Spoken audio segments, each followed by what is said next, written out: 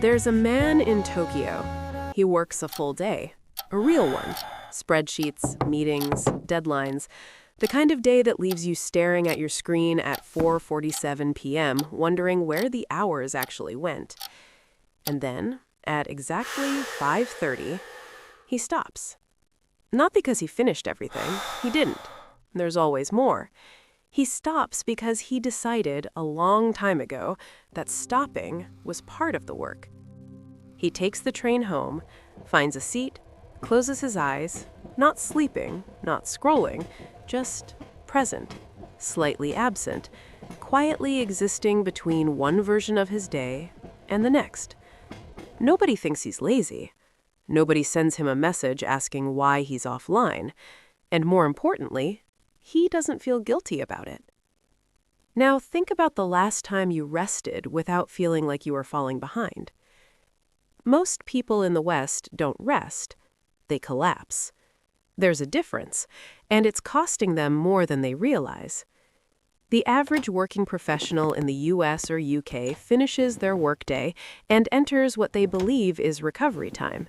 They scroll, they watch something on a screen, they check emails just once more, they half listen to a podcast while doing something else.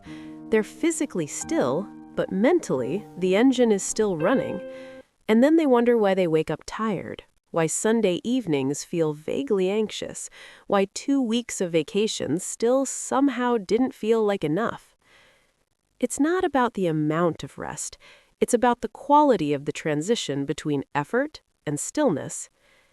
Japanese work culture, for all its very real and documented flaws, contains something that quietly functions, something most Western professionals never learned because nobody taught them it had a name. It's called Inemuri, loosely translated, being present while sleeping.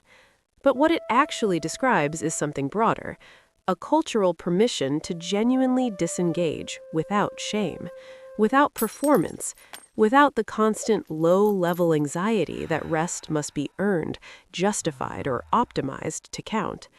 And that distinction between collapsing and genuinely resting is the entire difference between waking up restored and waking up depleted. Here's the part most productivity content won't tell you. Guilt is not a motivator. It's a tax. Every hour you spend resting while quietly believing you shouldn't be, that you have emails to answer, goals to chase, someone somewhere being more productive than you, that guilt costs you the actual recovery value of the rest itself. You're present in the chair, but mentally, you're still at the desk. Psychologists call this cognitive residue, the thought trails of unfinished work that follow you into your personal time and silently drain your mental bandwidth, even when you're doing nothing. In one study from the University of California, researchers found that it takes an average of 23 minutes to fully re-engage after an interruption. But here's what gets overlooked. The reverse is also true. It takes time. Real, unstructured, unpressured time to fully disengage.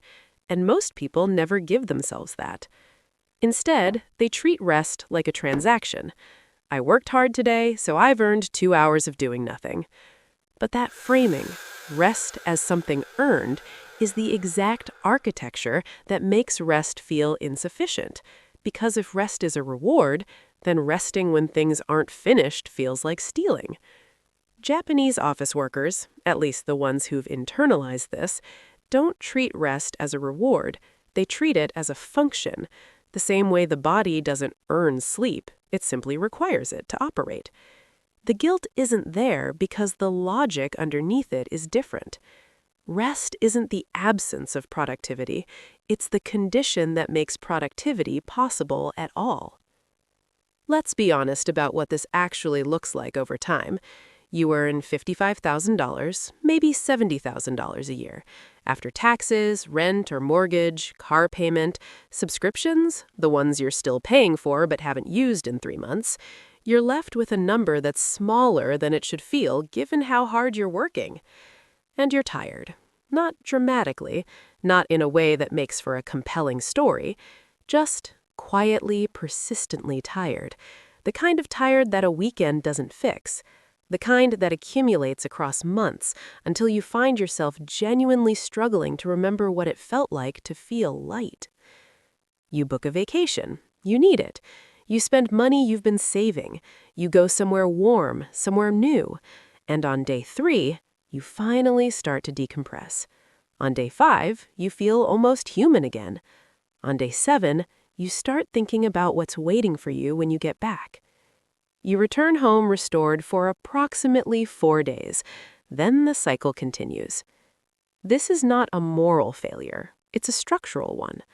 When rest is never genuinely practiced, when it's always guilty, always partial, always performed, the nervous system never fully downregulates, and a nervous system that never fully downregulates eventually stops being capable of peak output.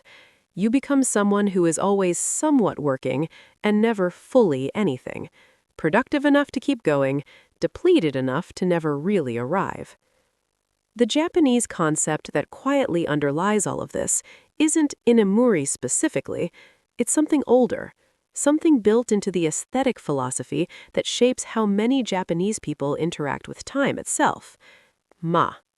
It means negative space, pause, the silence between notes that gives music its shape. In architecture, it's the empty room that makes the full room feel balanced. In conversation, it's the pause before responding that signals genuine thought. In daily life, it's the moment between tasks where you're not transitioning to the next thing. You're simply in the moment between things. No optimization, no planning, no low-grade performance of recovery, just the pause. And what quietly intelligent people, in Japan, in Scandinavia, in the quieter corners of any culture, seem to understand, is that these pauses are not inefficiencies to be eliminated. They are the architecture of a life that doesn't slowly hollow itself out. They close the laptop at a specific time, not because they finished, but because that's when the laptop closes. They sit with coffee without also scrolling. They walk without a podcast. Not as a spiritual practice, not as a wellness trend, simply because they understand, without needing it explained, that a mind that never fully stops is a mind that gradually becomes less capable of starting again. The rest isn't the reward, it's the structure. You don't have to move to Tokyo. You don't have to redesign your entire life around a philosophy you read about in an 8-minute video. But consider this.